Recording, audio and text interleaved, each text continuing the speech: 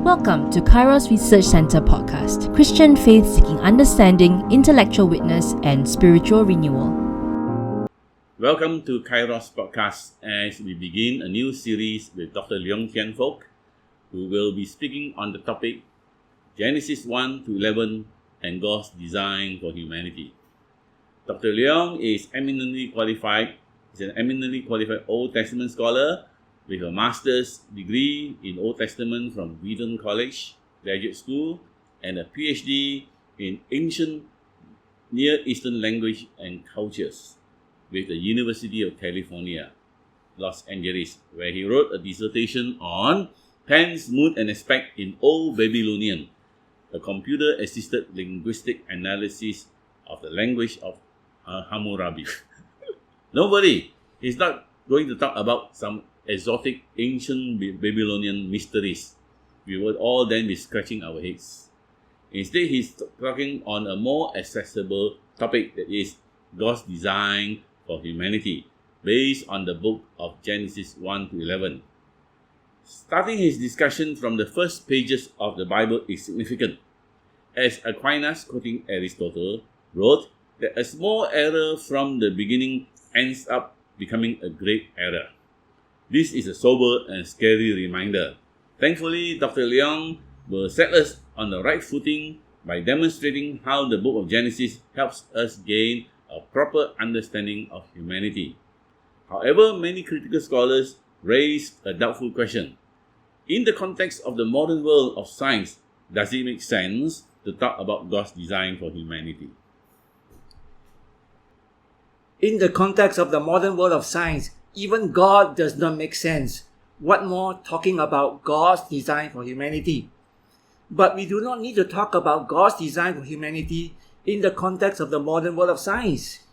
We can talk about it in the context of the ancient world of the Bible. That is, in the context of the world represented in the Bible from Genesis to Revelation. In this context, it makes perfect sense to talk about God's design for humanity. Of course, this raises another question. Is it appropriate to talk about God's design for humanity in the context of the ancient world of the Bible and not in the modern world of science? Don't we need to talk about it and make sense of it in the context of the world we live in? And we live in the modern world of science and not in the ancient world of the Bible. So how can we talk about it in the context of the ancient world of the Bible? But this is precisely what we need to do, even though it seems that it is not appropriate to do so. I specified what I meant by the ancient world of the Bible. It is the world represented in the Bible from Genesis to Revelation. This world encompasses the entire history of humanity, including the modern world of science. This means we are living in the modern world of science as well as in the world of the Bible. We happen to be located in the portion of the world of the Bible that the modern world of science occupies. But the entire world of the Bible is the world we live in. Therefore, we can talk about God's design for humanity either in the narrow context of the modern world of science or in the larger context of the world of the Bible. We will be talking about God's design for humanity based on Genesis 1 to 11, not in the context of the modern world of science, but in the context of the world of Genesis 1 to 11. That is, in the context of the most ancient portion of the world of the Bible. We need to do this, though we are not located in that portion of the world of the Bible. This is because we need to understand Genesis 1 to 11 on its own terms, in its own context. Hence, it is appropriate to talk about God's design for humanity in the context of the ancient world of the Bible. Now, I want to turn the table around. It is not appropriate to talk about God's design for humanity in the context of the modern world of science. We need to look at the history of the modern world of science. When this world emerged in medieval Europe, the culture then was saturated with the Christian faith. In fact, it can be and has been argued that it was the Christian faith that made it possible for modern science to emerge. But this is not our concern here. Our concern here is that at the beginning of the modern world of science, God and His design for humanity made perfect sense. But the situation within the modern world of science has since changed drastically. But who knows? If the situation within the modern world of science changes again, God and His design for humanity may again make perfect sense. Since the context of the modern world of science can change, it is too subjective. It is not appropriate to talk about God's design for humanity in the context of the modern science. Okay, Dr. Leong, you have assumed that the world of the Bible from Genesis to Revelation represents the real world we live in. Can we really make this assumption in the context of the modern world of science?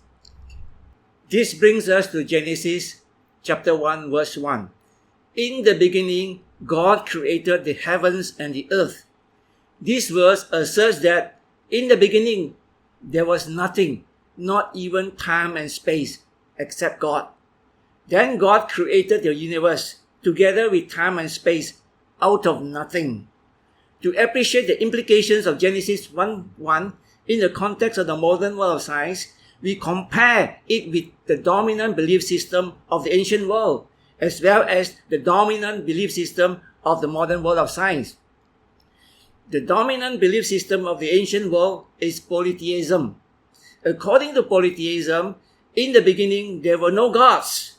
Then gods were generated through the mixing of the fresh waters underground and the salt waters of the sea. And then the gods created the universe and humanity.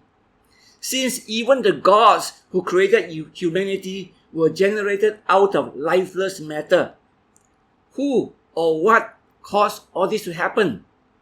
The answer is fate, capital F-A-T-E, fate, an impersonal force with divine powers.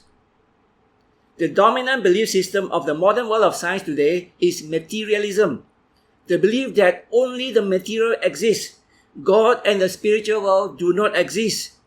It is a belief because science can neither prove nor disprove whether God and the spiritual world exist.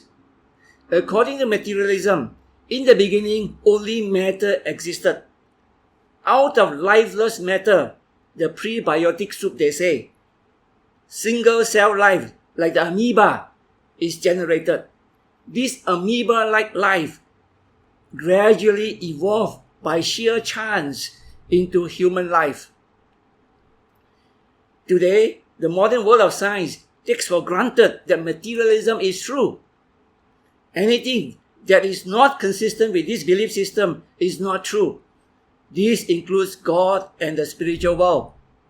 So we can understand why, in the context of this world, God and His design for humanity do not make sense.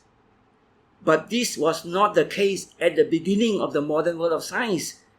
This clarifies why it is not appropriate to talk about God's design for humanity in the context of the modern world of science. We now look at whether Genesis 1:1 or materialism makes better sense in the context of the modern world of science. Note how similar materialism and polytheism are. Both claim that life originated from matter, water to be specific.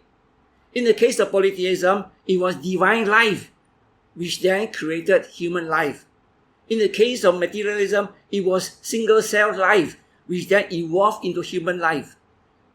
But how can life emerge out of lifeless matter?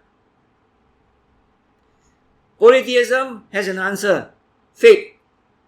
Materialism has no explanation. They are still looking for an explanation consistent with materialism.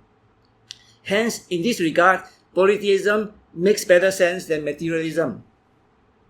Furthermore, what about the original matter, the water, out of which life, whether divine life or single-cell life, is supposed to have emerged? Where did that matter come from? Both polytheism and materialism assume it was there somehow, without explaining how it got there. Genesis 1 teaches that God directly and separately created matter and the different forms of life, including human life. Currently, the standard scientific theory of how the universe began is the Big Bang theory. It explains how matter came about. The theory claims that in the beginning, a super small speck of supercharged energy exploded and expanded into the universe. Astronomy Robert Jastrow is not a believer in God. This is what he says in his book, God and the Astronomers. Science has proven that the universe exploded into being at a certain moment. It asks, what cause produced this effect? Who or what put the matter and energy into the universe? And science cannot answer these questions. The scientist's pursuit of the past ends in the moment of creation. This is an exceedingly strange development, unexpected by all but the theologians. They have always accepted the word of the Bible. In the beginning, God created heaven and earth. For the scientist who has lived by his faith in the power of reason, the story ends like a bad dream. He has scaled the mountain of ignorance. He's about to conquer the highest peak. As he pulls himself over the final rock, he is greeted by a band of theologians who have been sitting there for centuries. Does Genesis 1:1 make sense in the context of the modern world of science? Obviously not. But does Genesis 1:1 make sense in the context of modern scientific discoveries or theories like the Big Bang theory? Certainly yes. In fact, in the context of such theories, materialism does not make sense. This simply shows the overwhelming prejudice against belief in God in the modern world of science. That is, only today, not at its beginning. If we disregard the prejudice due to materialism, we can say Genesis 1:1 makes sense in the context of the modern world of science. Then it makes sense to assume that the world of the Bible, from Genesis to Revelation, is the real world we live in. This is because Genesis 1:1 is about the creation of the universe we now inhabit. And Genesis 1:1 anchors the world of the Bible from Genesis to Revelation. If Genesis 1:1 is about the real world, the world of the Bible is about the real world. Based on Genesis 1:1, we can already say it makes sense to assume that the world of the Bible represents the real world.